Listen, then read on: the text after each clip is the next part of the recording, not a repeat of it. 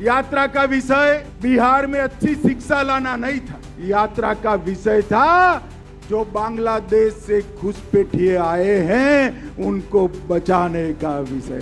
लोग बंदूक बांटने का काम करते हैं मोकामा में, तेजस्वी आज मोकामा में कलम बांटने का काम करेगा। Election Commissioner of India is protecting the people who have destroyed Indian democracy. दोस्तों, आपने देखा होगा कल एक स्पीच तेजस्वी की यात्रा में कि जहां जिस मोकामा में बंदूकें बटा करती थी वहां हम कलम बांट रहे हैं। कर्ज, कलम और किला बिहार की सियासत में कौन होगा भारी, ये सवाल इसलिए है क्योंकि अगर बंदूकें बट रही थी तो राज किसका था, वो दौर किसका था, और कलम बट रही है तो आने वाले भविष्य पे कौन कितना भरोसा करे, ये एक सवाल है।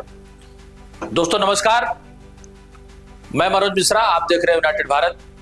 आज चर्चा करेंगे बिहार की उस राजनीति पर जहां हर दिन नए नए बयान, नए नए दावे, नए नए खुलासे हो रहे हैं। एक तरफ है बिहार का 3,60,000 करोड़ का कर्ज और दूसरी तरफ रेवड़ियों की बरसात। रेवड़ियों की बरसात के बारे में इसलिए कहना चाहूंगा क्योंकि तेजस्वी यादव को मोकामा वाली राजनीति का नया संदेश, राहुल गांधी का वोट चोरी वाला खुलासा और इन सब के बीच बेगूसराय से उठी अमित शाह की गूंज जिसने पूरे चुनावी मैदान को गर्म कर दिया है।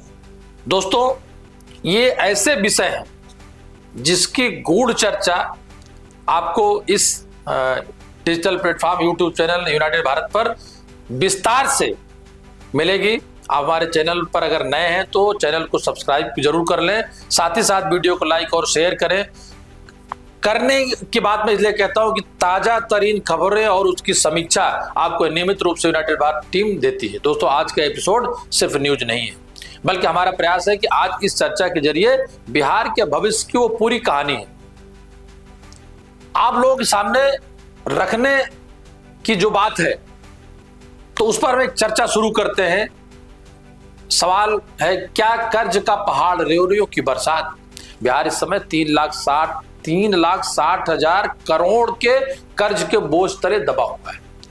सोचिए, राज्य का बजट इतना सीमित और खर्चे इतने बड़े, और अब चुनाव पर लगातार जो रेवड़ी बंटने की बात है, आते ही पार्टियों ने वादियों की झड़ी लगा दी। जिनकी सरकार है वो स्वयं लगा रहे हैं और जिन सरकार में आना चाहते हैं विपक्षी दल हैं वो भी उसी तरीके के वायदे कर रहे हैं कि आने पर हम ये तीर चला देंगे।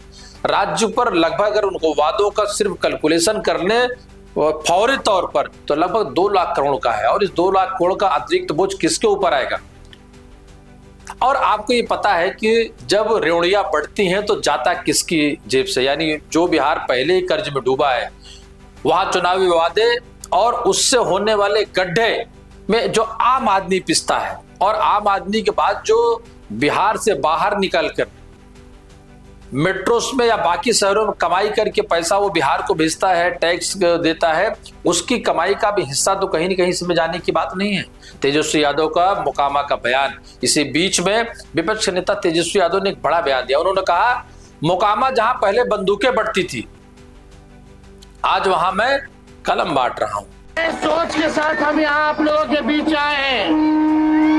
यहाँ लोग बंदूक बांटने का काम करते हैं मोकामा में, तेजस्वी आज मोकामा में कलम बांटने का काम करेगा, कलम बांटने का काम करेगा। यानी बिहार बदल रहा है, बिहार के बदलने की राजनीति बिहार का। और अगर तेजस्वी कलम बांट रहे हैं तो ये सवाल नहीं है। अगर हम पुरानी बात कर लें तो बदले हुए तेजस्वी से देखा मैंने, कल कई लोगों ने इस पे सवाल किया कि साहब जंगल राज जब था तो वो भी आपके पिताजी की ही सरकार थी और उसका बढ़ावा भी वही दे रहे थे, तो आज तक जंगल राज के आरोप से तेजस्वी हमेशा रूबरू होते हैं। मुझे लगता है लगभग 30-35 साल हो गया, लेकिन ये सवाल नहीं किया। यानी तेजस्वी की राजनीति का नया नारा, बंदूक नहीं कलम और हिस्सा नहीं रोजगार। मुझे लगता है एक जो नव युवक, और तेजस्वी के पास बतौर मुख्यमंत्री, जब वो उस थोड़े दिन ही सही मुख्यमंत्री उप मुख्यमंत्री थे, उन्होंने लोगों को नौकरी देने के वादे को लेकर के जिस तरीके वो खुलेआम चर्चा करते हैं, तर्कों पे बात रखते हैं, तो अगर वो जहां बंदूकें बढ़ती थी वहां अगर कलम बांटने की बात है, इसका मतलब देश की राजनीति बदली है, प्रदेश की राजनीति बदली है, सवाल बदले हैं और मुद्दे बदले। अब आते हैं राहुल गांधी के खुलासे पर। राहुल गांधी लोकसभा में नेता प्रतिपक्ष है। राहुल गांधी ने कर्नाटक की आलिंद सीट का मुद्दा उठाते हुए कहा कि वोट चोरी हो रहा है। उन्होंने सीधे चुनाव आयोग पर सवाल उठाए। दोस्तों, यह बयान भले ही कर्नाटक से जुड़ा हो, लेकिन राजनीति के जानकार मानते हैं कि राहुल गांधी असल में बिहार और आने वाले चुनाव का नैरेटिव भी सेट कर रहे हैं।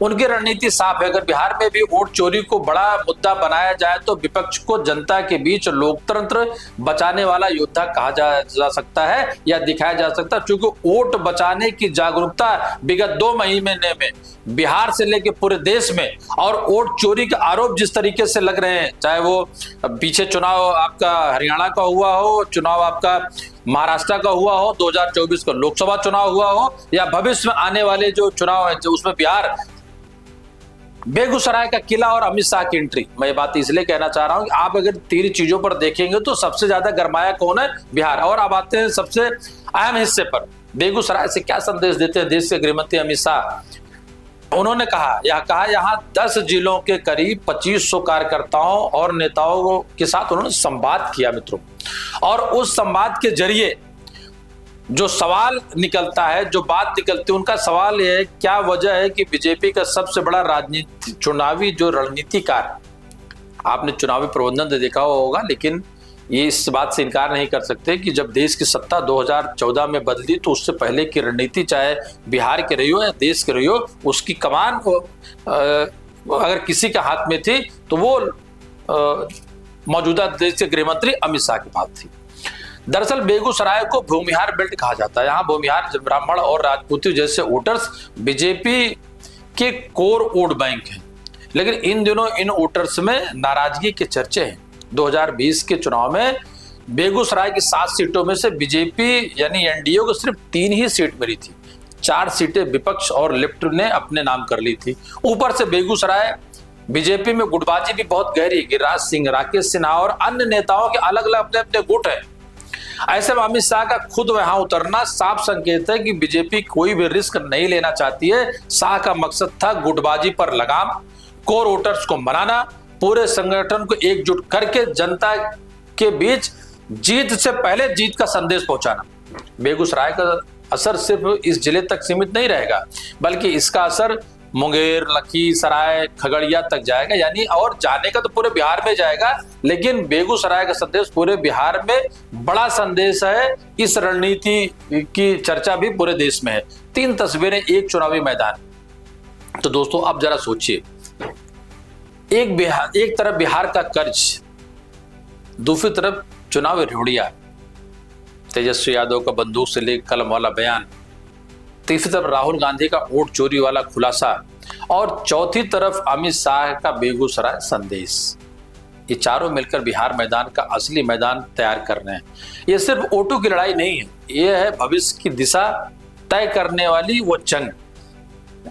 तो दोस्तों सवाल यही है, क्या बिहार का भविष्य कर्ज और रेवड़ियों की राजनीति में उलझा रहेगा? क्या तेजस्वी का कलम बनाम बंदूक का नैरेटिव हुए युवाओं को खींचेगा?